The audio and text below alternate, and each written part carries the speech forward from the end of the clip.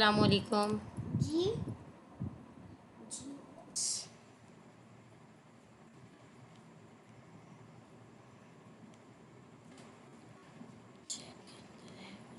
वालेकुम अस्सलाम। वालेकुम अस्सलाम। अच्छा जी, आज का टॉपिक है हमारे पास ऑपरेटर्स। सबसे पहले हमारे पास जो ऑपरेटर्स आते हैं हमारी स्लाइड्स के अंदर, जो हमें सबसे पहले बताए गए हैं वो तो हमें बताए गए हैं अरिथमेटिक ऑपरेटर्स, जो कि हम बचपन से करते आ रहे हैं। प्लस माइनस सब्ट्रैक्शन, इसके अलावा हमारे पास डिवीज़न है, मल्टीप्लिकेशन है, और जैसे हम स्क्वायर लेते हैं नंबर्स का, पावर्स मालूम करते हैं, उसे हम एक्सपोनेंटेशंस कहते हैं इसके अंदर। इसी तरह मॉड्यूलस, मॉड्यूलस बेसिकली हमारे पास है रिमाइंडर, जिसके अंदर हम रिमाइंडर मालूम करते हैं नंबर्स का। तो हम आ जाते हैं अपने कोड पे। टाइम बचाने के लिए मैंने पहले से ही जो है एक फ़ाइल क्रिएट की हुई है और उसके अंदर मैंने कोड भी लिखा हुआ है। इसको मैं कट कर देती हूँ और इसको भी मैं कट कर देती हूँ।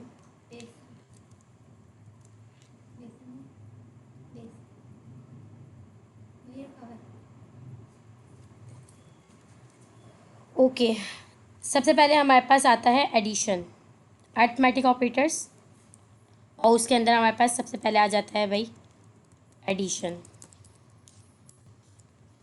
प्रोग्रामिंग में हमारे पास एडिशन को करने के हम चाहें तो डायरेक्ट कंसोल में जाके भी नंबर को ऐड कर सकते हैं।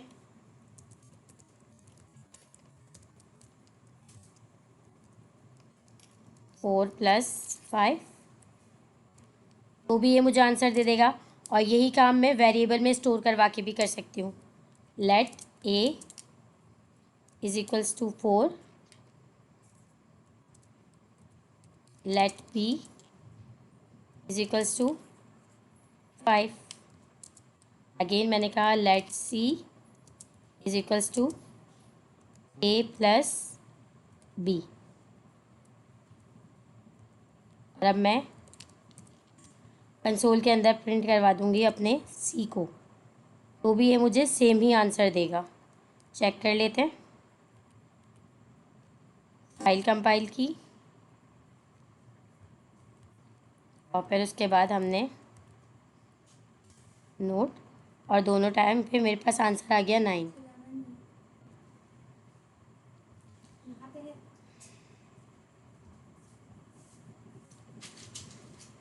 अच्छा, जिस तरह से हमने यहाँ पे ये काम किया है वेरिएबल सी बना के, इसको हम डायरेक्ट भी कर सकते हैं एक ही वेरिएबल के अंदर रख के।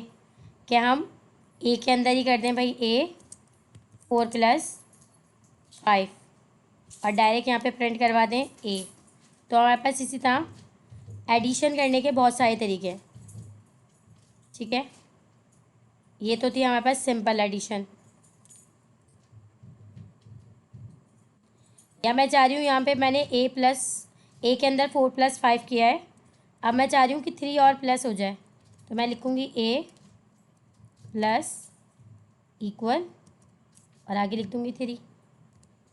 तो मेरे पास क्या होगा, 4 और 5 तो यहीं पे ही प्लस हो जाएंगे, साथ में जो आंसर आएगा उसके अंदर ये 3 भी प्लस हो जाएगा, और आंसर मेरे पास बन जाएगा 12। रन करके देखते हैं।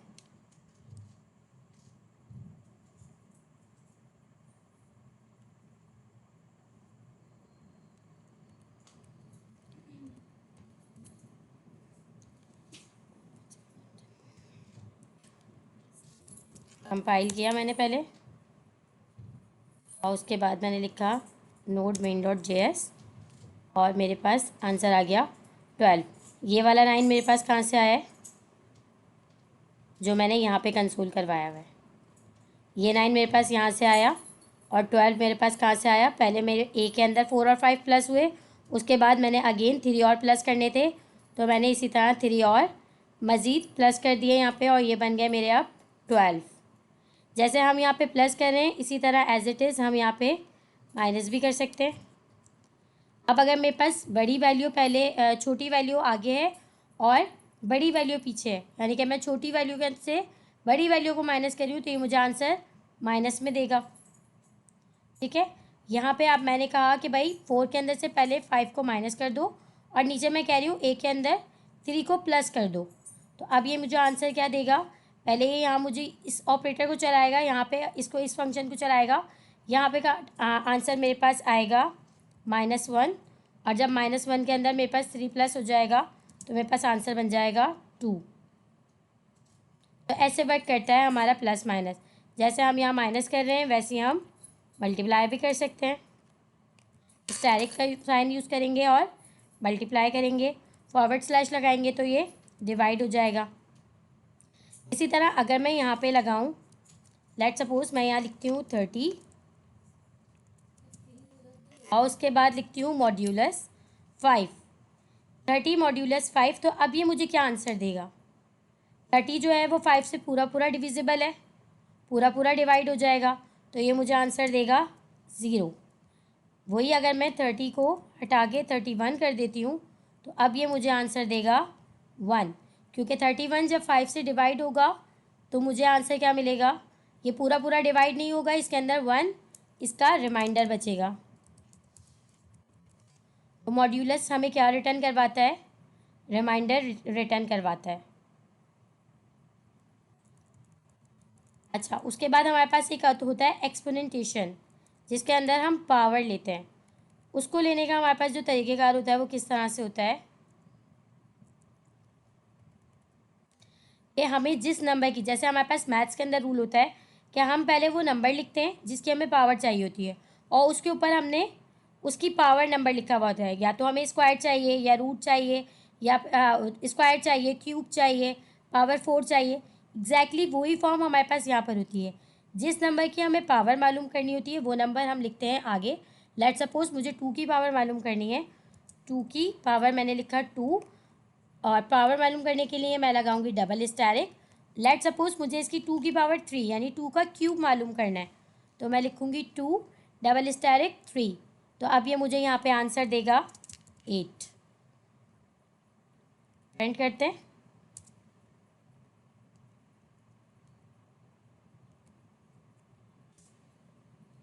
इसने मुझे आंसर दे दिया यहाँ पर 8। अच्छा, मैं आप लोगों को सारे जो ऑपरेटर्स हैं ना उनकी प्रिंट करके दिखा देती हूँ। यहाँ पे मैंने प्लस किया हुआ है। लेट सपोज मैं यहाँ पे आप लोगों को करके दिखा देती हूँ। मैं एक वेरिएबल बनाती हूँ बी का और उसके अंदर मैं करती हूँ 8 - 4। तरीक़ेकार मैंने आपको बता दिया कि हमारे पास करने के कितने सारे तरीके हैं। हम डायरेक्ट कंसोल में जाकर भी कर सकते हैं, हम डायरेक्ट वेरिएबल के अंदर जाकर भी कर सकते हैं, एक ही वेरिएबल के अंदर जाके भी कर सकते हैं और एक से ज़्यादा वेरिएबल बनाकर भी कर सकते हैं। लेट सपोज पहले नंबर को एक वेरिएबल में स्टोर करवाएं, दूसरे नंबर को दूसरे वेरिएबल में स्टोर करवाएं और फिर डायरेक्ट अपने कंसोल के अंदर जाके कर दें भाई कि बी के अंदर से ए को माइनस कर दो, या हम सी के अंदर एक और वेरिएबल बना के वहाँ पे कह दें कि भाई बी के अंदर से सी को माइनस कर दो। तो हमारे पास जितने तरीके हैं, इसी तरह से डायरेक्ट भी हम कर सकते हैं। मैंने यहाँ पे कहा 8 - 4 और फिर मैं कह रही हूँ b माइनस इज इक्वल्स 2, यानी कि जो मेरा आंसर आए, यहाँ पर जो मेरा आंसर आ रहा है 8 में से मैं 4 माइनस करूँगी, आंसर मेरे पास क्या हो जाएगा? 2 हो जाएगा। अब मैं कह रही हूँ इस 2 के अंदर से मैंने मज़ीद 2 करवा दिया, तो अब मेरे पास आंसर क्या हो जाएगा? 0 हो जाएगा। अच्छा, चैट में चेक नहीं कर रही हूँ, देख लेती हूँ चैट भी। आवाज़ नहीं आ रही है। अस्सलाम वालेकुम। वालेकुम अस्सलाम।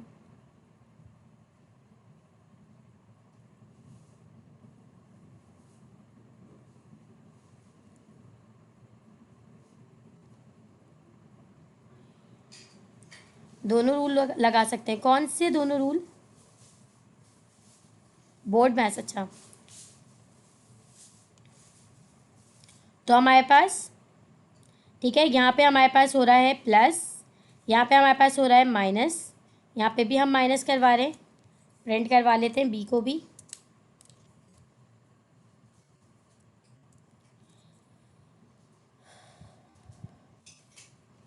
सी के अंदर हम कर लेते हैं अपना मल्टीप्लाई।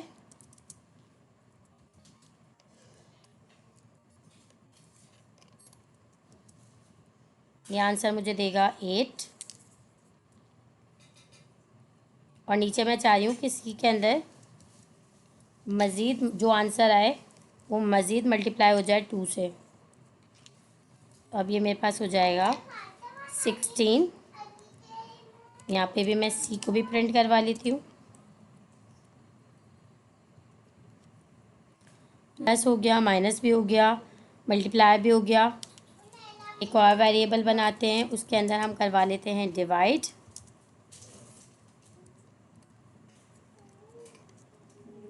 यहाँ पे मेरे पास आंसर आएगा 6।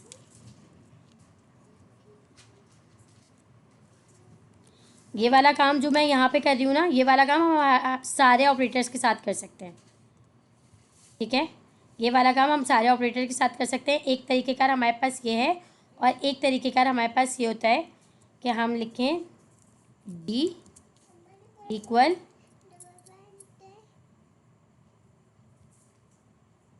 Divided by 2। ये वाला तो नहीं वर्क कर रहा, आई थिंक ये वाला नहीं होता, इधर ही लगेगा। कंफ्यूज हो गई मैं शायद, तो ये वर्क कर जाएगा। 6 को अब ये मज़ीद 2 से डिवाइड कर देगा, और यहाँ पे आंसर आएगा मेरे पास 3। इसको भी लॉक करवा देते हैं।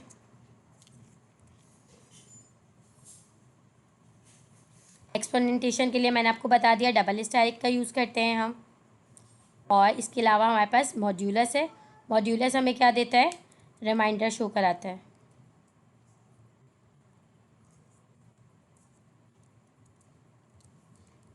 लेट रिमाइंडर इक्वल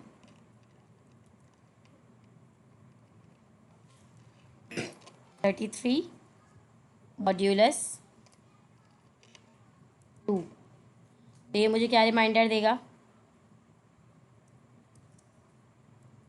ये मुझे रिमाइंडर देगा 1। 33 जो है वो 2 से डिविजिबल नहीं है, ये हमारे पास 1 रिमाइंडर देगा। इसको भी प्रिंट करवा लेते हैं। अब एक साथ सबका आउटपुट देख लेते हैं। पहले करवाया हमने फाइल को कंपाइल, और फिर उसके बाद main.js। तो ये आ गया हमारे पास सबके आंसर। ऐसे काम करते हैं हमारे अरिथमेटिक ऑपरेटर्स। आई होप यहाँ तक सबको क्लियर होंगे। ये तो सबके ही क्लियर होंगे ये वाले तो, क्योंकि तो बहुत इजी है, और इसके ऊपर तो हमने बाकायदा एक पूरा प्रोजेक्ट भी बना लिया है।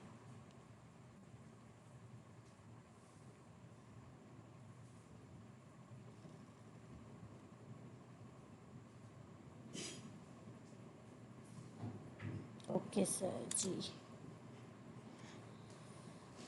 ठीक है। तो ये थे हमारे पास अरिथमेटिक ऑपरेटर्स। अब हमारे पास दूसरे ऑपरेटर्स कौन से हैं, यहाँ पे भी हमारे पास यही दिया हुआ है। देखें यहाँ पे इन्होंने num1 के अंदर 1 नंबर स्टोर करवाया। अच्छा, excuse me miss Rabia, sorry to interrupt you. Yes sir. अच्छा, इंटरप्ट कर सकता हूँ बीच में, आपको कोई इशू तो नहीं है? नो नो सर, बिल्कुल, क्योंकि मैं तो खुद स्टूडेंट ही हूँ। अगर मैं कुछ अच्छा, गलत कहूँ तो आप मुझे गाइड भी कर सकते हैं। नहीं नहीं, हम सब स्टूडेंट ही हैं, सब स्टूडेंट हैं। अच्छा, एक चैट में मैंने एक मैसेज पढ़ा था, अच्छा, उन्होंने सवाल किया था बोर्ड मास का। बोर्ड जी मास सर। बेसिकली ये कह रहे हैं कि जो सीक्वेंस होती है ना अर्थमेटिक ऑपरेशन के सॉल्यूशन की, जैसे हम पहले डिवीजन को सॉल्व करते हैं, मल्टीप्लिकेशन को करते हैं, फिर आप एडिशन सब्ट्रैक्शन को करते हैं। तो यस सर। इसका भी आप एग्जांपल करवा के दिखा दें, मैं आपको बता देता हूँ एग्जांपल। वो आपका अर्थमेटिक ऑपरेटर से ही रिलेटेड रिलेट क्वेश्चन हो करता है। जाएगा उसमें। जी उसके बिल्कुल। बाद, हाँ, उसके बाद आप नेक्स्ट टॉपिक पे मूव कर लें। अब जैसे आप यहाँ पे एक वेरिएबल बना लें, लेट करके, let result equal to, result equals to 2 + 2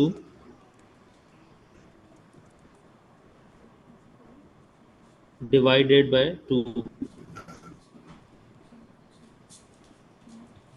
अब यहाँ पे वो रूल देखें, BODMAS rule, BODMAS का अगर फुल फॉर्म निकालें हम, तो हमने बचपन में पढ़ा था ब्रैकेट, ओ से पता नहीं क्या होता है, डी से डिवीजन, और उसके बाद आपका एम से मल्टीप्लिकेशन होता है। मतलब ये सीक्वेंस होती है, पहले ब्रैकेट सॉल्व होती है, उसके बाद आपकी डिवीजन सॉल्व होती है, उसके बाद मल्टीप्लिकेशन, उसके बाद सब्ट्रैक्शन और डिवीजन।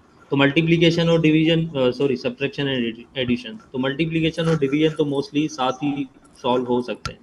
अब जैसे ये जो एग्जांपल लिखा हुआ है हमने 2 + 2/2, अब यहाँ पे एक कंफ्यूजन क्रिएट होती है काफ़ी बच्चों को ना, जिनको तजर्बा होता है वो तो चीज़ें होते हैं बता देते हैं। अब चैट बॉक्स में बताएं आप सब इसका रिजल्ट क्या आएगा,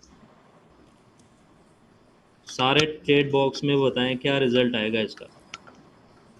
चलें ऑप्शन में बता देता हूँ, दोनों ऑप्शन में से कोई एक ऑप्शन आप लिखें इसमें, चैट बॉक्स में बताएं। कोई नहीं बता रहा, क्यों? 2 आएगा। चलें एक तो आ गया 2। सर दोनों तरह से ही 2 आ रहा है। अच्छा 2 आ रहा है सब? नहीं, दोनों तरह से कैसे 2 सर टू आएगा? प्लस टू 4, देखें 2 डिवाइड बाई 2 0, हाँ, और 2 के अंदर 0 प्लस करेंगे, 2 के अंदर 0 प्लस 2 करेंगे। डिवाइडेड बाई 2 0 नहीं होगा ना, 2 डिवाइडेड बाई, एक मिनट 2 डिवाइडेड बाई 2 1 आएगा ना, यहाँ पे आप भूल रहे हैं 2 शायद। 1 2, यस सर, सॉरी।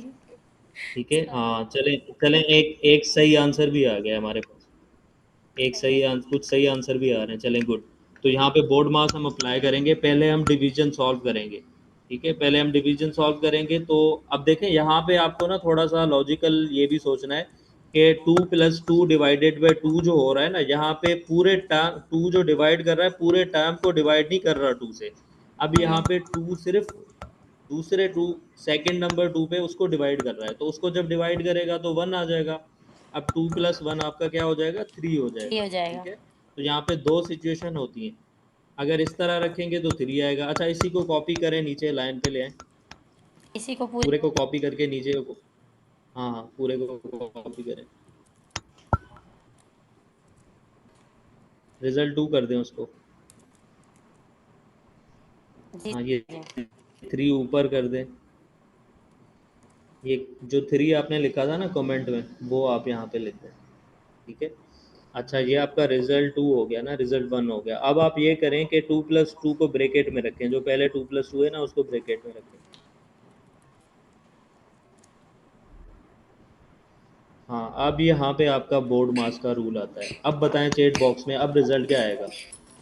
तो पहले जो 3 बता रहे थे वो तो सही है, ऊपर वाले का तो 3 आएगा। अब ये जो नीचे वाला है ना इसका क्या आएगा,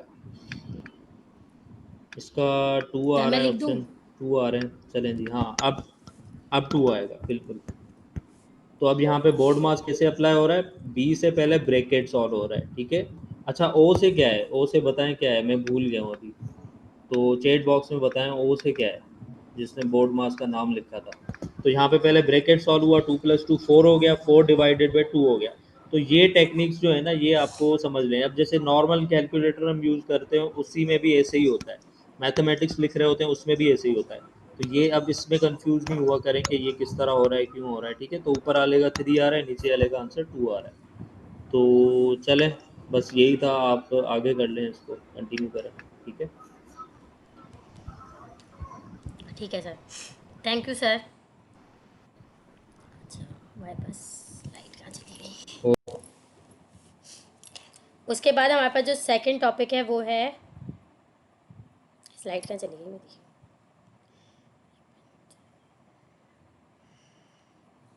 यहाँ पे भी इन्होंने हमें यही सिंपल बताया हुआ है कि हम पहले इन्होंने एक नंबर को एक वेरिएबल में स्टोर करवाया, फिर दूसरे नंबर को दूसरे वेरिएबल में, और फिर उसके बाद इन्होंने तीसरे वेरिएबल के अंदर दोनों को प्लस करवा दिया। तो सब्ट्रैक्शन भी हमने देख लिया और मल्टीप्लिकेशन, ये सारी चीज़ें हमने देख ली हैं। अब देखते हैं, हमारे पास मॉड्यूलस भी देख लिया, यूनरी ऑपरेटर्स, इंक्रीमेंट और डिक्रीमेंट। इंक्रीमेंट और डिक्रीमेंट, यहाँ पे हम क्या करते हैं, एक नंबर का या तो इंक्रीमेंट करते हैं या तो डिक्रीमेंट करते हैं। किस तरह से करते हैं? अच्छा, यहाँ पे मैं बनाती हूँ लेट num2 इक्वल्स 5। नीचे आके मैंने कहा num2 plus plus plus num2 plus plus. तो अब ये क्या करेगा, पहले ये मेरे, और आप अगर मैं आके इसको क्या करती हूँ कंसोल के अंदर प्रिंट करवाती हूँ,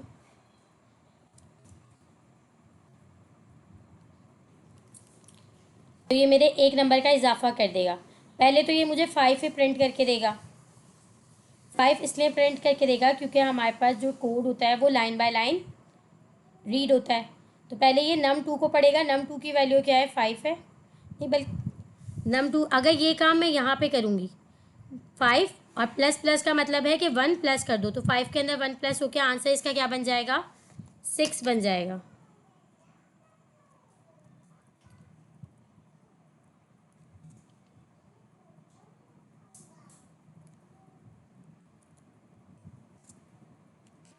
आंसर इसका बन गया 6। लेकिन यही काम अगर मैं कंसोल के अंदर रख के करूँ,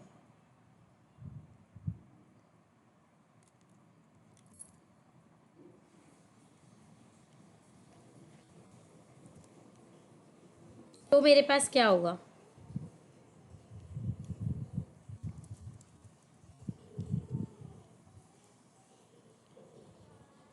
तो पहले ये मुझे 5 प्रिंट करवाएगा और उसके बाद अगेन जब मैं कंसोल करूँगी तो ये मुझे 6 प्रिंट करवाएगा।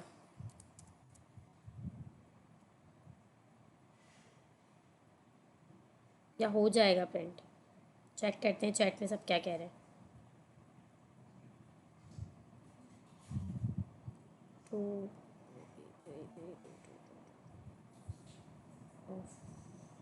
5 प्रिंट होगा पहले, जी बिल्कुल। पहले ये 5 प्रिंट करवाएगा और उसके बाद इंक्रीमेंट करेगा, तो मुझे इसको 2 मरतबा कंसोल करना पड़ेगा।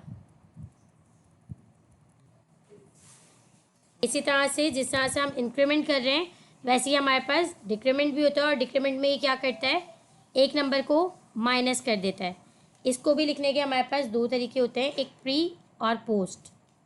दोनों काम सेम तरीके से ही करते हैं, बस सिर्फ लिखने का तरीका अलग है।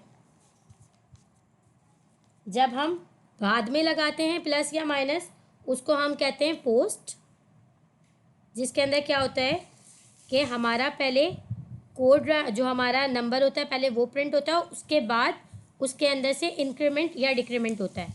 और दूसरे को हम कहते हैं, इस वाले तरीके का को हम कहते हैं पोस्ट। और सेकंड हमारे पास होता है कि हम पहले इंक्रीमेंट करवाते हैं देन अपना वेरिएबल लिखते हैं, इस तरीके को हम कहते हैं प्री। और इसमें पहले इंक्रीमेंट होगा और फिर उसके बाद ये प्रिंट होगा।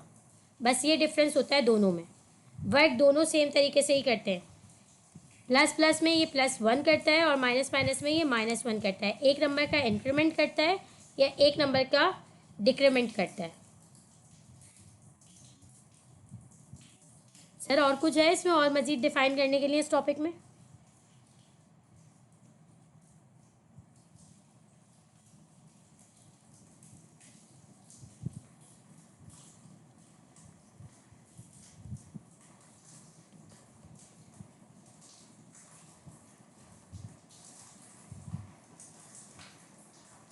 प्रीफिक्स पोस्टफिक्स, अच्छा ये पोस्ट, ये प्री है और ये पोस्ट है। मैंने उल्टा लिख दिया था आई थिंक।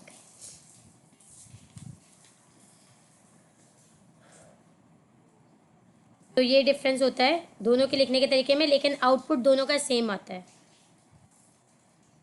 काम इसका क्या है, सिर्फ एक नंबर का। प्लस प्लस का मतलब है एक नंबर का इंक्रीमेंट करना और माइनस माइनस का मतलब है एक नंबर का डिक्रीमेंट करना। इसी तरह से वर्क करता है हमारा ये वाला ऑपरेटर। थर्ड में हमारे पास क्या है, अच्छा इसकी ये वाली एग्जाम्पल देख लेते हैं। इसके अंदर बहुत सारे लोग जो हैं वो कंफ्यूज होते हैं। ये मैंने पहले भी करवाई थी। पहले मैं इस कंसोल को मिटाती हूँ और छोटे नंबर से स्टार्ट करते हैं।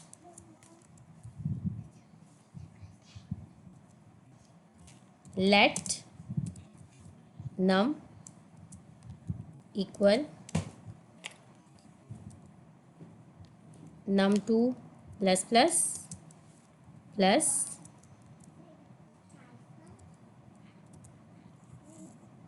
Minus minus num2 plus plus plus num2 plus plus plus num2 plus minus minus num2, या इसका माइनस हम एंड में लगा देते हैं। इसका आंसर हमारे पास क्या आएगा?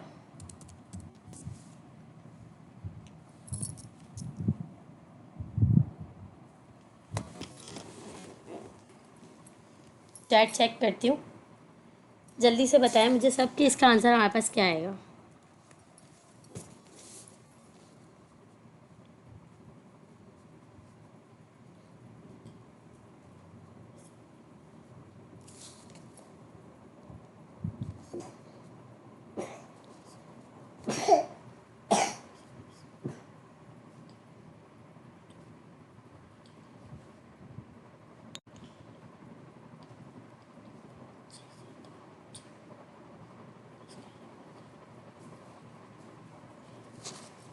चैट चेक करते हैं।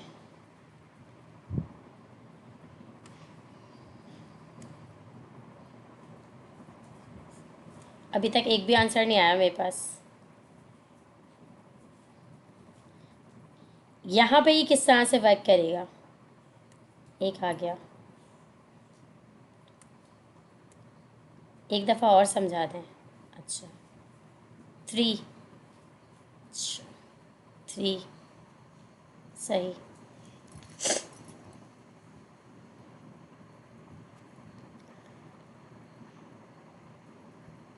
इसको मैं आप लोगों को यहाँ समझाती हूँ लॉग के अंदर।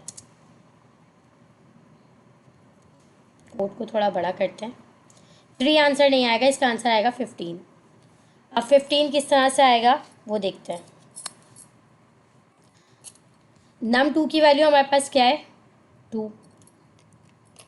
वो कह रहा है इसके अंदर इंक्रीमेंट हो रहा है +1 का।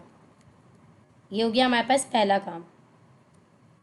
दूसरे में हम क्या कर रहे हैं? अभी इस वाले सेंटर वाले प्लस को छोड़ दें। अभी जस्ट इसको देखें कि यहाँ पे क्या हो रहा है। यहाँ पे हो रहा है 2 के अंदर 1 का इंक्रीमेंट, ठीक है।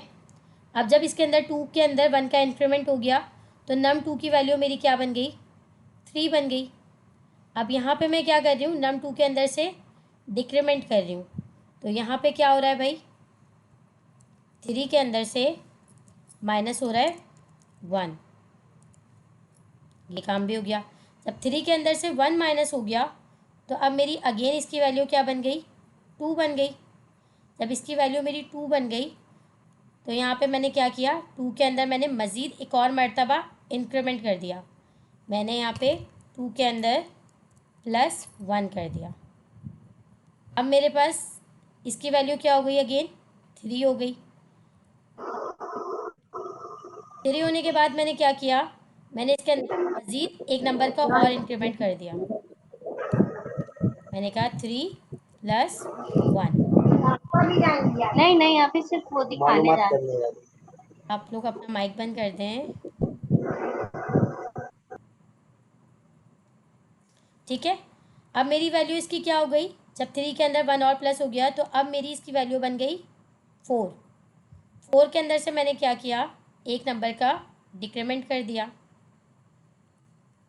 4 - 1, ठीक है। इसका आंसर क्या बनेगा मेरे पास? अगेन लॉग में लिखते हैं। इसका आंसर मेरे पास बनेगा 2 + 1 मेरे पास होगा 3, कॉमा मैंने किसकी जगह लगाया था? प्लस की जगह लगाया था तो मैं प्लस ही लगा लेती हूँ। 3 - 1 मेरे पास होगा 2,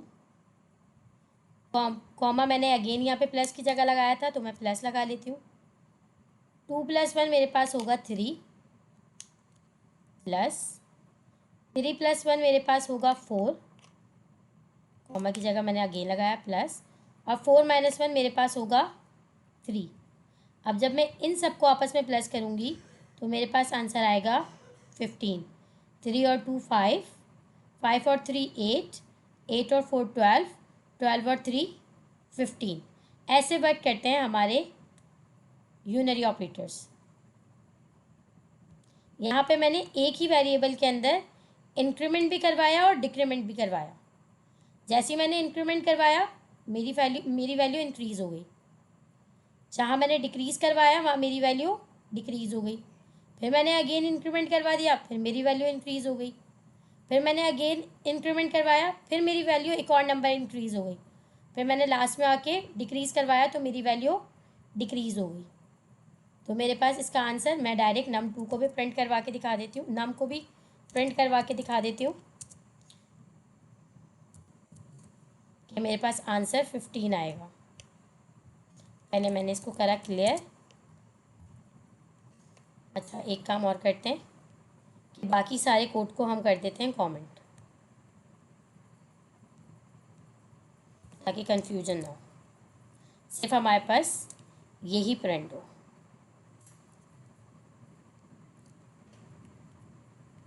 हमने किया compile unary operators. I hope कि अब इसके अंदर किसी को कोई प्रॉब्लम नहीं होगी।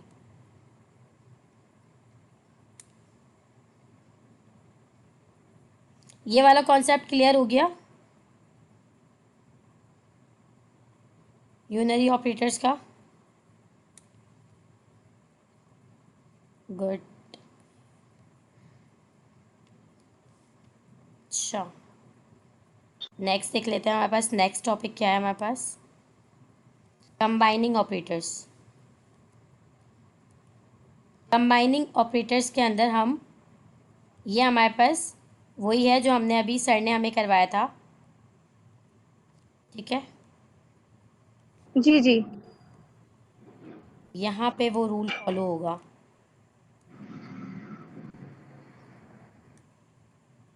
बूट मास का।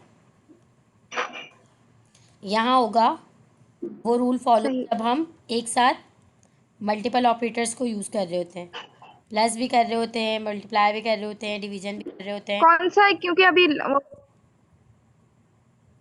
सॉरी, अच्छा अच्छा।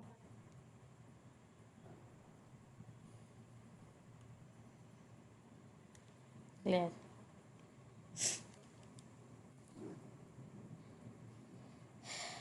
इसकी एग्जाम्पल सर ने हमें यहाँ करवाई है, अभी हमने यहाँ की है रिजल्ट में,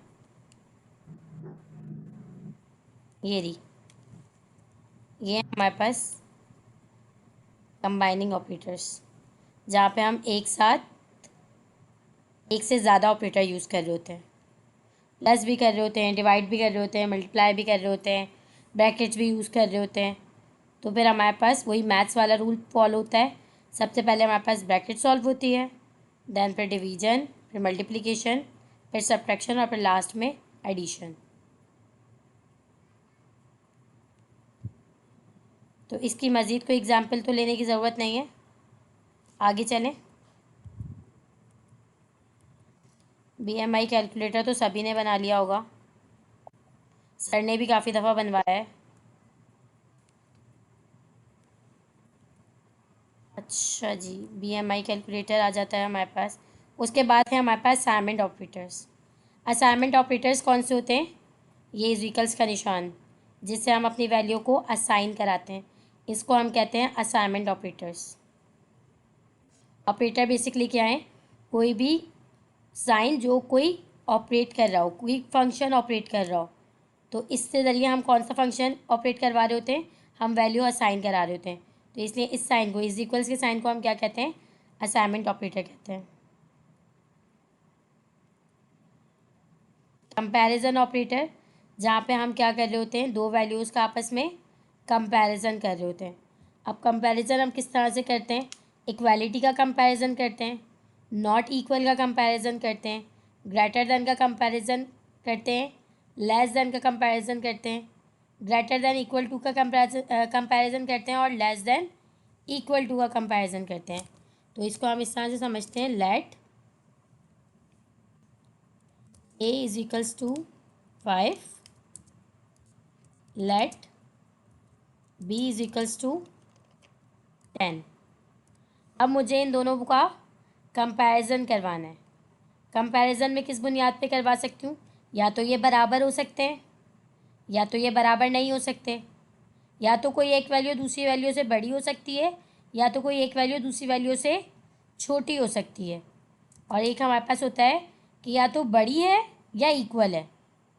तो हम उसको किस तरह से कर सकते हैं, हम कहें log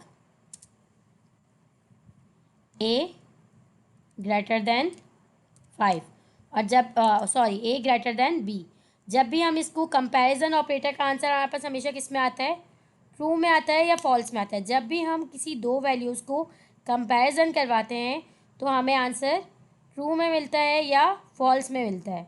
या तो हमारी बात सच होती है या तो हमारी बात गलत होती है। तो या तो ये सही होगा या तो ये गलत होगा। अब अगर मैं इसका कंपैरिजन कंसोल में करवाऊंगी तो ए जो है वो बी से क्या है, ग्रेटर देन है या लेस देन है, ए बी से लेस देन है। तो इसकी मेरे पास जो स्टेटमेंट आएगी वो क्या आएगी, फॉल्स आएगी। इसी तरह अगर मैं इसका कंपैरिजन करवाऊँ कि ए लेस देन है बी से, तो अब मेरी ये बात सही है तो इसका मेरे पास आंसर आएगा ट्रू में। इसी तरह से मैं इसको बराबरी पे भी देख सकती हूँ कि क्या ए जो है वो बी के बराबर है। तो उसके लिए मैं क्या कहूँगी, मैं कहूँगी ए इज इक्वल्स टू बी। तो ये बात भी मेरी क्या हो जाएगी, फॉल्स हो जाएगी।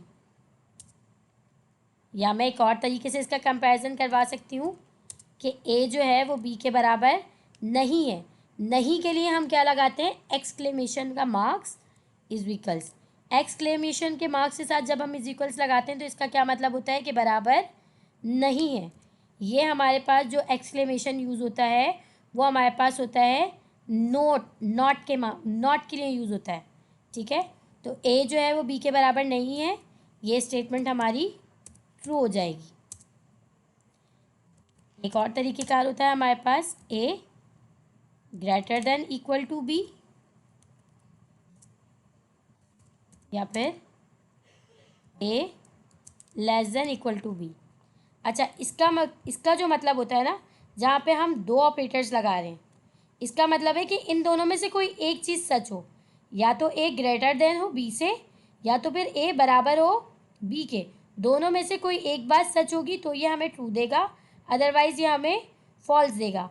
अब ये वाली कंडीशन के अंदर ए ना तो बी से बड़ा है और ना ही बी के बराबर है, तो ये हमारे पास इसका आंसर आएगा फॉल्स।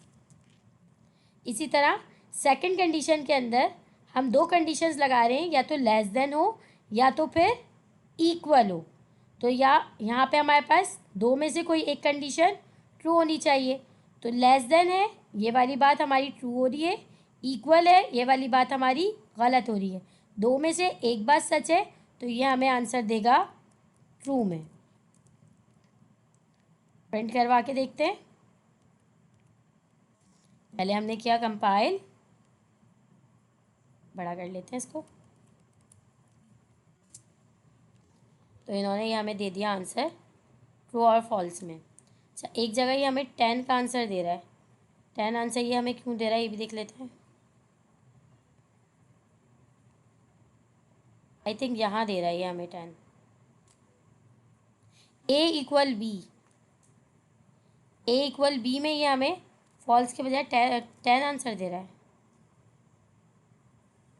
ये क्यों दे रहा है हमें, हम इसके डबल इक्वल से देखेंगे।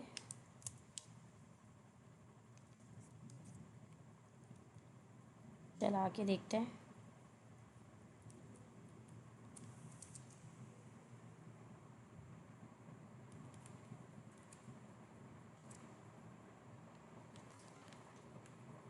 अब इसने हमें दे दिया फॉल्स। अच्छा, यहाँ पे मैंने क्या किया था, मैंने जस्ट एक इक्वल दिया था, इसलिए जो है ये क्या करने लगा, ये समझा कि मैं असाइन करवा रही हूँ, इसलिए मुझे 10 की वैल्यू दे रहा था। लेकिन यहाँ पे जब भी हमें कंपैरिजन करना होता है इक्वल का तो हम लगाते हैं डबल इज इक्वल्स टू। अच्छा, एक हम यूज़ करते हैं ट्रिपल इज इक्वल्स टू। जब हम 3 मरतबा इज इक्वल्स टू यूज़ करते हैं तो इसका मतलब होता है ये अब सिर्फ नंबर्स का कंपैरिजन नहीं करेगा बल्कि अब ये डेटा टाइप का भी कंपैरिजन करेगा। अब ये और मज़ीद स्ट्रिक्ट होके कंपेयर करेगा। तो जब भी हमें डेटा टाइप का कंपैरिजन भी करवाना होता है तो वहाँ पे हम यूज़ करते हैं 3 इक्वल्स। तो फिर ये और मज़ीद स्ट्रिक्ट हो जाता है और मज़ीद स्ट्रिक्ट होके फिर ये डेटा टाइप का भी कंपैरिजन करता है। लेट्स सपोज अगर अब मैं इसको एक को मैं स्ट्रिंग कर दूं तो अब ये मुझे एरर देगा कंपैरिजन में। क्यों? क्योंकि हम किसके अंदर काम कर रहे हैं, हम टाइप स्क्रिप्ट के अंदर काम कर रहे हैं और टाइप स्क्रिप्ट टाइप को लेके स्ट्रिक्ट होती है। यही काम अगर हम जावा में करेंगे तो वहाँ पे शायद हमारे पास एरर ना आए, लेकिन टाइप स्क्रिप्ट हमारे पास जो होती है वो टाइप को लेके स्ट्रिक्ट होती है। वो ये कहती है कि आप सेम टाइप का कंपैरिजन करवा सकते हैं। नंबर एक अलग डेटा टाइप है और स्ट्रिंग एक अलग डेटा टाइप है। आप दो अलग डेटा टाइप्स का कंपैरिजन नहीं करवा सकते।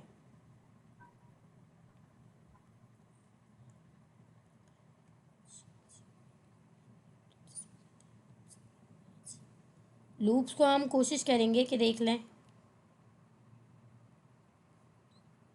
बाइनरी ऑपरेटर्स भी कहते हैं। लूप्स आप नेक्स्ट क्लास में लग दीजिएगा, ओके ये रिवीजन कर लीजिए।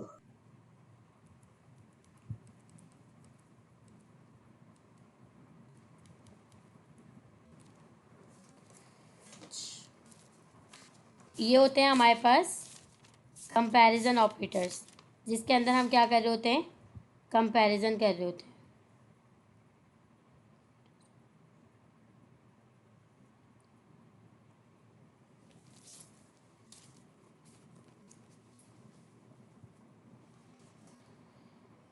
उसके बाद हमारे पास हैं लॉजिकल ऑपरेटर्स। लॉजिकल ऑपरेटर्स हमारे पास कितने होते हैं? लॉजिकल ऑपरेटर्स हमारे पास होते हैं 3। कौन कौन से? एक होता है एंड, एक होता है और एक होता है नॉट। ये 3 हमारे पास लॉजिकल ऑपरेटर्स होते हैं जो हम लॉजिक से ज़्यादा इस्तेमाल करते हैं। अच्छा, एंड ऑपरेटर जो है वो ये कहता है कि अगर आप कंडीशंस लगा रही हैं, ठीक है, लेट सपोज कि मैंने यहाँ पे 2 वेरिएबल बनाए, मैं यहाँ पे और वेरिएबल बना लेती हूँ। Let C is equals to 15, let D is equals to 20। ठीक है, अब मैंने यहाँ पे 4 वेरिएबल्स बना लिए और यहाँ पे मैं लगाने वाली हूँ अपने लॉजिकल ऑपरेटर्स, जो कि मेरे पास कौन कौन से हैं, एंड और नॉट। ये 3 ऑपरेटर्स हैं मेरे पास। एंड का ऑपरेटर्स कहता है कि जब भी आप कंडीशंस देंगी तो कंडीशंस आपकी, अगर आपने 3 कंडीशंस दी हैं तो तीनों कंडीशंस ट्रू होंगी तो ही मैं रिप्लाई आपको ट्रू में दूंगा, अदरवाइज़ मैं आपको रिप्लाई ट्रू में नहीं दूंगा। अगर आपने 4 कंडीशंस लगाई या चले आपने 50 कंडीशंस लगा ली, 50 कंडीशंस के अंदर से 49 कंडीशंस आपकी ट्रू हैं और सिर्फ एक कंडीशन आपकी गलत है, तो ये उस गलत की बेस पे उन 49 को भी गलत कर देगा और आपको रिप्लाई फॉल्स में देगा। ये कहता है मैं सिर्फ और सिर्फ उस कंडीशन में आपको ट्रू आंसर दूंगा जब आप मेरे अंदर जितनी भी कंडीशंस लगा रही हैं वो सब ट्रू होंगी। अच्छा, और जो ऑपरेटर होता है ना वो इसका अपोजिट होता है। वो कहता है कि भाई आप 10 कंडीशंस दें, 10 में से 9 गलत हों, अगर कोई एक भी सही होगी तो मैं बाकी सबको भी सही कर दूंगा। तो ये दोनों ऑपरेटर्स हमारे पास इस तरह से वर्क करते हैं। कंडीशन बना के देखते हैं। If A less than B and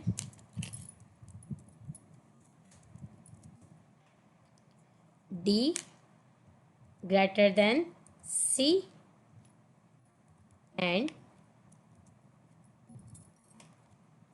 B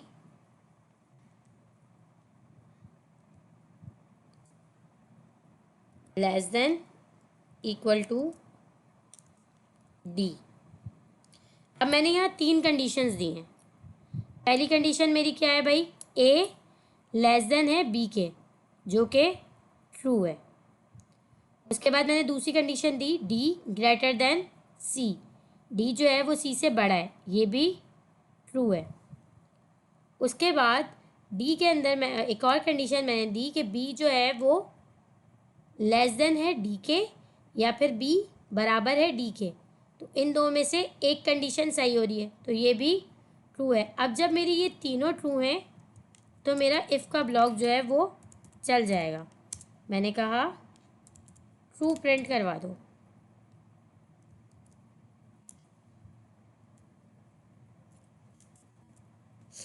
अगर मेरी ये तीनों कंडीशंस सही हो तो ट्रू प्रिंट करवा दो, एल्स या फिर लॉक के अंदर फॉल्स प्रिंट करवाओ। अब देखते हैं कि हमारा कौन सा कोड चलता है। कंपाइल किया, पहले इसको क्लियर करते हैं और अब चलाते हैं नोट पे। तो इसने मुझे, अच्छा एक काम और करते हैं कि बाकी सबको कमेंट कर देते हैं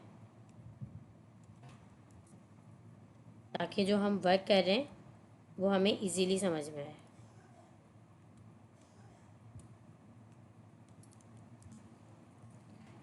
ठीक है, अगेन चला के देखते हैं इसको। क्लियर किया, फाइल किया और फिर नोट पे चलाया, तो इसने हमें दे दिया ट्रू, यानी कि हमारा कौन सा ब्लॉक रन हुआ है, इफ़ का ब्लॉक हमारा रन हो गया। और इफ़ का ब्लॉक हमारा कब रन होता है, जब हमारी ऊपर दी गई कंडीशंस ट्रू होती हैं। अब मैं एक काम करती हूँ, मैं यहाँ से इसको हटा देती हूँ और यहाँ पे इक्वल लगा देती हूँ। अब मैं कह रही हूँ कि ए लेस देन है बी के, ट्रू हो गई। डी ग्रेटर देन है सी के, ये भी ट्रू हो गया। तीसरा ऑपरेटर, जो तीसरी कंडीशन मैंने लगाई, वो मैंने कहा कि बी इक्वल है डी के, जो के बाद क्या है, गलत है। अब देखते हैं कि ये हमारा कौन सा कोड प्रिंट करेगा। कंपाइल किया तो अब इसने मुझे प्रिंट कर दिया फॉल्स। अब इसने कौन सा ब्लॉक चलाया, एल्स वाला ब्लॉक चलाया, क्योंकि तीन कंडीशंस लगाई, तीन में से दो सही थी, एक गलत थी। इस एक की बुनियाद पे इसने इन दो को भी गलत कर दिया। जब मेरी स्टेटमेंट फॉल्स हो गई तो मेरे पास एल्स का ब्लॉक रन हुआ। तो इस तरह से वर्क करता है हमारा एंड ऑपरेटर। अब अगर मैं यहाँ पे लगाऊं और ऑपरेटर, ठीक है, कंडीशंस को हम सेम ही रहने देते हैं। दो कंडीशंस हमारे पास गलत हैं और एक कंडीशन हमारे पास सही है। देखते हैं कि अब ये हमें क्या प्रिंट करवाता है।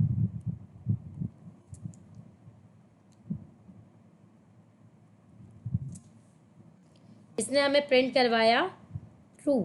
इसने हमें ट्रू क्यों प्रिंट करवाया, क्योंकि मैंने आपको पहले ही कहा था कि हमारा और ऑपरेटर कहता है कि आप चाहे कितनी भी कंडीशंस लगा लें, उसमें से कितनी ही गलत हों, अगर कोई एक भी सही हो गई तो मैं बाकी सबको भी सही कर दूंगा। अब यहाँ मज़ीद कंडीशंस लगा के देखते हैं। मैं इसको कर देती हूँ ए लेस देन बी, ये ट्रू है, इसको गलत कर देती हूँ मैं। डी को भी लेस देन सी कर देती हूँ और यहाँ पे मैं एक और कंडीशन दे देती हूँ। क्या देती हूँ, मैं कहती हूँ C less than equal to D, जो कि क्या है, अच्छा इसमें से ग्रेटर देन इक्वल करती हूँ, sorry, C greater than equal to D. A less than है बी के, ये बात मेरी सही है। डी ग्रेटर देन है सी के, ये बात भी सही, ओ सॉरी, डी लेस देन है सी के, ये बात क्या है, फॉल्स है। बी इक्वल है डी के, ये भी फॉल्स है। सी ग्रेटर देन या इक्वल है डी के, ये भी फॉल्स है।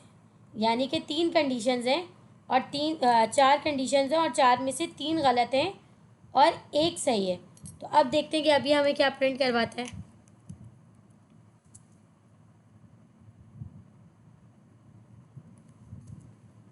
अब भी इसने हमें ट्रू प्रिंट करवाया। तो ये बात भी क्लियर हो गई होगी कि किस तरह से वर्क करते हैं हमारे एंड ऑपरेटर और किस तरह से वर्क करते हैं हमारे और ऑपरेटर। अच्छा, नॉट ऑपरेटर हमारा किस तरह से यूज़ होता है। नॉट ऑपरेटर हमारे पास यूज़ होता है, लेट सपोज मैंने कहा यहाँ पे लेट एनरोल इक्वल टू, ठीक है, और इसको मैं बनाती हूँ इफ़ नॉट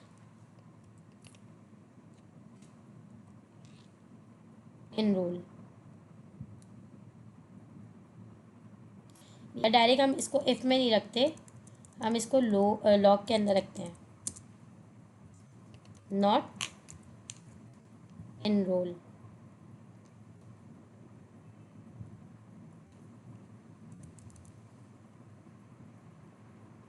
इस वाले को मैं कर देती हूँ कमेंट आउट। ठीक है, मैंने एक वेरिएबल बनाया इन रोल का, जिसके अंदर मैंने इसको क्या कर दिया, ट्रू कर दिया, और लॉग के अंदर मैंने कहा नॉट इन रोल, तो ये मुझे रिप्लाई देगा फॉल्स का।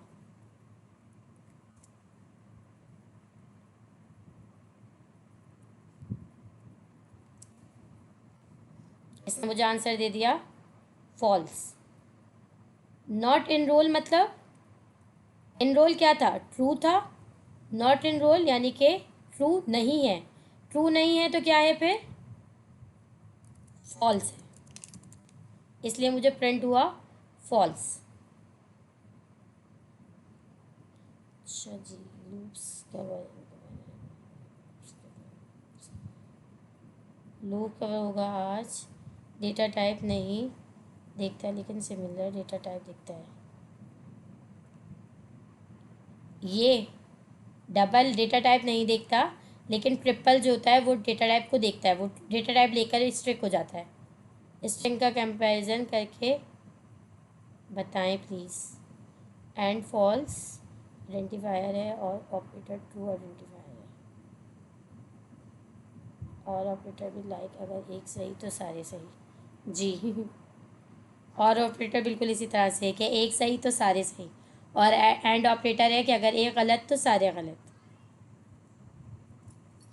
स्ट्रिंग का कंपैरिजन करके अच्छा, स्ट्रिंग का कंपैरिजन भी कर लेते हैं। अच्छा जी, मैंने कहा let my friend equals to Saba. ठीक है, if let my friend my new friend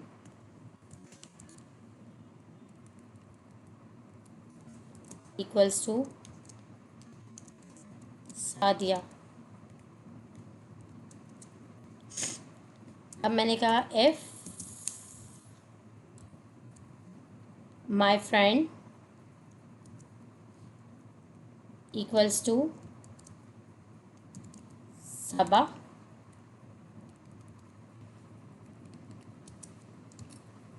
and my new friend equals to Sadia.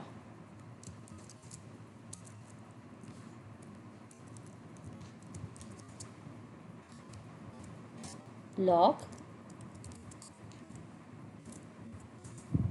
you are my friend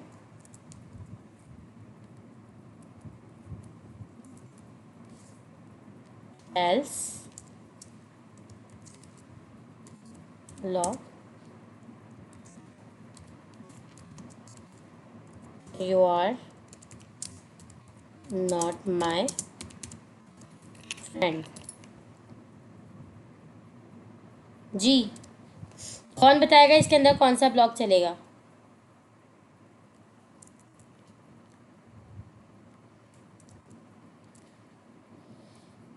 बाकी सबको मैं कमेंट कर देती हूँ, इस वाले ब्लॉक को कमेंट कर देती हूँ।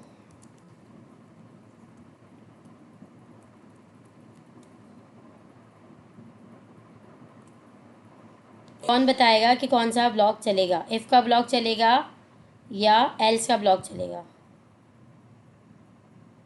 एल्स का। इफ़ वाला, अच्छा। कौन कह रहा है एल्स का चलेगा?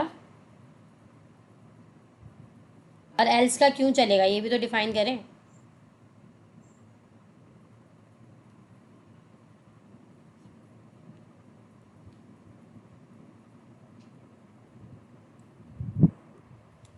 का, सब कह रहे हैं कि इफ़ का चलेगा। अच्छा भाई, और एल्स वाला कौन था? एल्स कौन कह रहा था? इफ़ चलेगा क्योंकि दोनों स्टेटमेंट राइट हैं। अच्छा, एल्स कौन कह रहा था भाई? एल्स वाली तो खामोशी हो गया। यहाँ पे एल्स का ही ब्लॉक चलेगा, इफ़ का ब्लॉक नहीं चलेगा, बल्कि एल्स का ब्लॉक चलेगा। अब एल्स का ब्लॉक क्यों चलेगा? दोनों तो कंडीशन सेम है, दोनों कंडीशन सेम है, लेकिन देखें यहाँ जब मैंने वैल्यू असाइन करवाई है तो सबा मैंने स्टोर करवाया है कैपिटल से, लेकिन यहाँ जब मैं कंपैरिजन करवा रही हूँ तो यहाँ मैं दे रही हूँ स्मॉल लेटर से, तो ये मेरी क्या हो जाएगी? फॉल्स हो जाएगी, ये इसको रिकग्नाइज नहीं करेगा। हाँ, अगर मैं इसको कैपिटल कर दूँगी तो फिर मेरा इफ़ का ब्लॉक चलेगा। ठीक है, अगर मैं इसको स्मॉल लेटर से लिखूँगी तो मेरा इफ़ का ब्लॉक नहीं चलेगा, ये स्टेटमेंट मेरी फॉल्स हो जाएगी और ये स्टेटमेंट मेरी ट्रू हो जाएगी। जब ये ट्रू हो जाएगी और ये फॉल्स हो जाएगी तो मेरे पास इफ़ का ब्लॉक, यानी कि ये वाली पूरी कंडीशन मेरी फॉल्स हो जाएगी, क्योंकि ऑपरेटर मैंने कौन सा यूज़ किया है? एंड ऑपरेटर यूज़ किया हुआ है। एंड ऑपरेटर क्या करता है कि ये कहता है कि भाई अगर ट्रू चाहिए तो दोनों कंडीशंस ट्रू होनी चाहिए, दो में से कोई एक भी गलत हुई तो मैं एल्स का ब्लॉक प्रिंट करवा दूंगा, मैं इफ़ का ब्लॉक प्रिंट नहीं होने दूंगा। ऐसे वर्क करता है स्ट्रिंग में।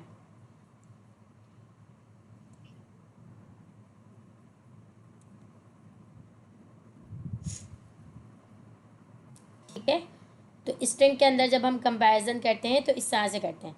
अच्छा, अब अगर ये तो चले मैंने दो ऑपरेटर्स लगाए थे, मैं अब इसको कर देती हूँ कट और यहाँ पे मैं कर देती हूँ नॉट सबा। अब ये कौन सा ब्लॉक चलाएगा?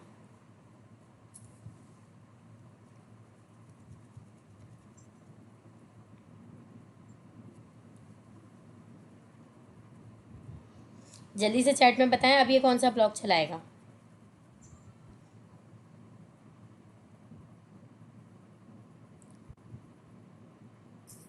इफ का,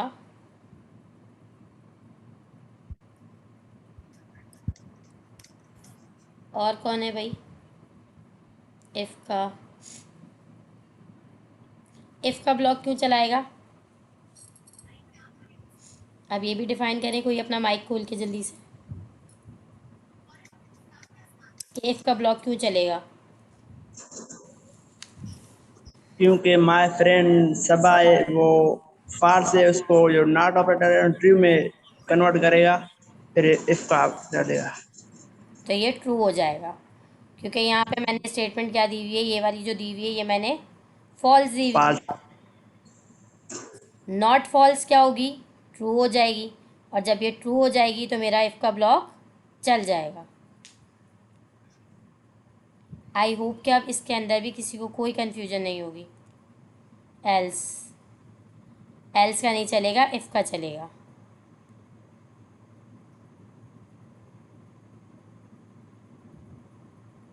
यहाँ तक क्लियर है सबको?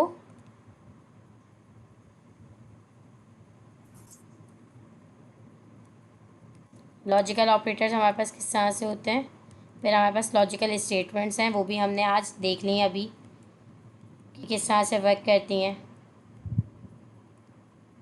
अच्छा, हमारे पास एल्स इफ भी है तो हम उसे भी देख लेते हैं। इफ़ और एल्स तो हमने देख ली, एक और हमारे पास स्टेटमेंट होती है एल्स इफ, इसको हम यहीं पे मर्ज करते हैं। एल्स इफ हमारे पास किस तरह से वर्क करती हैं कि पहले इफ़ की कंडीशन चेक होती है, इफ़ की कंडीशन अगर ट्रू नहीं होती, फॉल्स होती है, तो फिर वो एल्स इफ की कंडीशन को चेक करता है, फिर अगर वो भी फॉल्स होती है तो वो दूसरी एल्स इफ की कंडीशन को चेक करता है, वो भी फॉल्स होती है तो तीसरी एल्स इफ की कंडीशन को चेक करता है, वो भी फॉल्स होती है तो फिर आखिर में वो, अगर और कोई एल्स इफ की कंडीशन नहीं लगी हुई तो फिर वो आखिर में एल्स के ब्लॉक को प्रिंट करवाता है। जैसे यहाँ मैंने पहली कंडीशन लगाई, अब इसको मैं अगेन कर देती हूँ इक्वल के। ठीक है, मैंने कहा if my friend equal to Saba, अगर अब ये सही होगी तो ये वाला ब्लॉक मेरा चल जाएगा, अदरवाइज़ मैंने क्या कहा, मैंने यहीं से इसको कॉपी करती हूँ और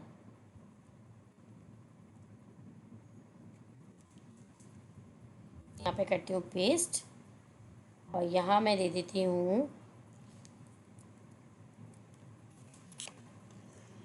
कैपिटल करके इसको वो कर देती हूँ और मैसेज में थोड़ी सी चेंजिंग कर देती हूँ बेस्ट फ्रेंड की। ठीक है, अब देखते हैं हमारा कौन सा ब्लॉक चलेगा, इफ़ का चलेगा, एल्स इफ का चलेगा या एल्स का चलेगा। Clear clear clear, good. अब हमारे पास कौन सा ब्लॉक चलेगा, पहले इफ़ का ब्लॉक रीड होगा, पहले ये स्टेटमेंट रीड की जाएगी कि भाई कंडीशन मेरी ट्रू है या फॉल्स है।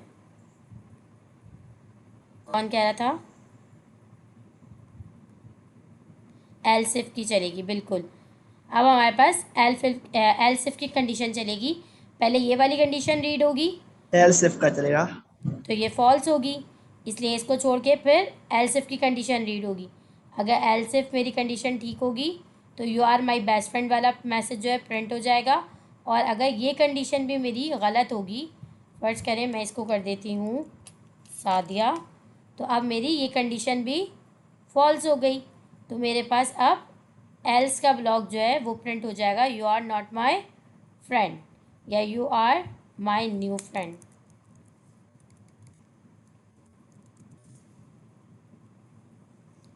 आई होप कि अब आप लोगों को लॉजिकल स्टेटमेंट्स भी जो है वो कंडीशनल स्टेटमेंट्स भी समझ में आ गई होंगी।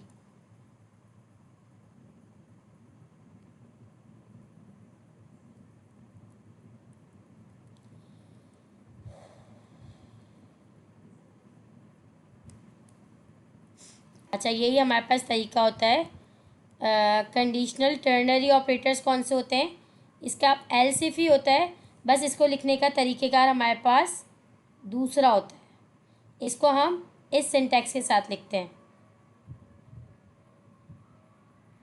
ठीक है, तो ये होता है हमारे पास conditional ternary operators. I hope आज की क्लास के लिए इतना इनफ है, हमने सारे ही ऑपरेटर्स आज जो हैं वो कवर कर लिए हैं। अगर किसी को कोई कन्फ्यूजन है तो आप लोग पूछ सकते हैं, नहीं तो फिर हम अपनी मीटिंग एंड करते हैं।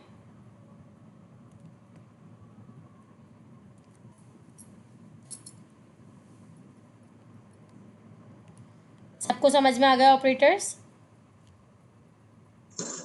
यस मैम, क्लियर है सब। गुड। अब हमारा ऑपरेटर्स एक बड़ा टॉपिक था जो क्लियर हो गया। अच्छा, हमारे पास जो है वो एरे का किसी ने कहा था, तो मैंने कहा था मीटिंग के एंड में हम देख लेंगे जस्ट कौन थी वो, क्या मौजूद है हमारे साथ मीटिंग में।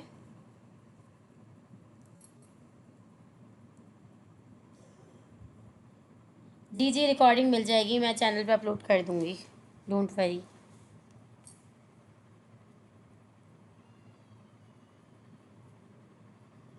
आई थिंक वो हमारे साथ है नहीं, उन्होंने हमसे कहा था कि उन्हें लूप्स का पता करना था और आई थिंक एरे का, तो मैंने कहा था कि ये देख लेंगे एंड में। Most welcome. तो आज की मीटिंग को एंड करें फिर। मैम वो फिल्टर का, फिल्टर देखिए, हमारे पास एरे के बहुत सारे मेथड्स हैं। ठीक है मैम एक सवाल है जी, जी, फिल्टर का कुछ बताइए। फिल्टर जो है वो हमारे पास एरे का एक मेथड है जिसके अंदर वो क्या करता है, हमारे एरे के अंदर छानबीन करता है। फिल्टर मतलब क्या होता है, छानना होता है ना, तो वो छानबीन करता है। ठीक है, हमारे पास एरे के बहुत सारे मेथड्स हैं। ठीक है, इतने सारे मेथड्स हैं, हम सारे मेथड्स यूज़ भी नहीं कर रहे, और अभी जो हमें फोकस करना है ना, वो हमें जस्ट 6 टॉपिक्स हैं एरे के, 6 मेथड्स हैं जिनके ऊपर फोकस करना है, जो हमारे पास हमारे स्लाइड्स में दिए गए हैं और जो हमें ऑन साइट क्लासेस के अंदर भी पढ़ाए गए हैं। एक शिफ्ट, एक अनशिफ्ट, एक पॉप, पुश, स्लाइस, स्प्लाइस, ये 6 टॉपिक्स हैं एरे के जो हमें घोल के पीने हैं। पुश क्या करता है, एरे के एंड के अंदर एलिमेंट को ऐड करवाता है। पॉप क्या करता है? एरे के एंड से एलिमेंट को कट करवाता है। यही काम शिफ्ट और अनशिफ्ट का होता है। फ़र्क इतना होता है कि ये एरे के एंड के बजाय एरे के स्टार्ट में एलिमेंट को ऐड करवाते हैं और एलिमेंट को कट करवाते हैं। स्लाइस क्या होता है? हमारे एरे का ब्लूप्रिंट होता है, जिसके अंदर हम अपने एरे की कॉपी निकलवाते हैं। कहाँ से? इसके अंदर हम 2 आर्ग्यूमेंट्स देते हैं। पहला आर्ग्यूमेंट हमारे पास होता है कि हमें अपने किस इंडेक्स नंबर से जो है वो अपने एरे की कॉपी बनानी है, वो हम स्टार्टिंग इंडेक्स नंबर देते हैं। और सेकंड आर्ग्यूमेंट के अंदर हम उसे वो नंबर देते हैं जिससे पहले नंबर की या जिससे पहले वाले एलिमेंट तक की हमें कॉपी चाहिए होती है।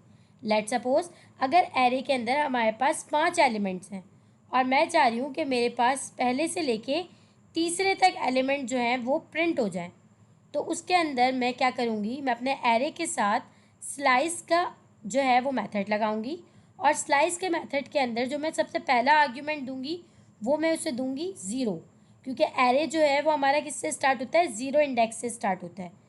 एरे के अंदर हमारा जो पहला एलिमेंट होता है उसकी प्लेस होती है 0। और सेकंड आर्ग्यूमेंट के अंदर मुझे कहाँ तक प्रिंट करवाना है? 3 तक प्रिंट करवाना है। मैं चाह रही हूँ कि मेरे 3 एलिमेंट प्रिंट हो, यानी कि 0, 1 और 2 प्रिंट हो, तो मैं उसे आर्ग्यूमेंट सेकंड आर्ग्यूमेंट में मैं उसे 3 दूंगी, यानी कि 3 से पहले वाले एलिमेंट तक मुझे इसकी कॉपी बनाकर दे दूँ, तो वो मुझे इंडेक्स 0 से लेके इंडेक्स 2 तक की कॉपी बनाकर दे देगा। अच्छा, एक मेथड होता है हमारे पास स्प्लाइस। स्प्लाइस क्या करता है? हमारे पास स्प्लाइस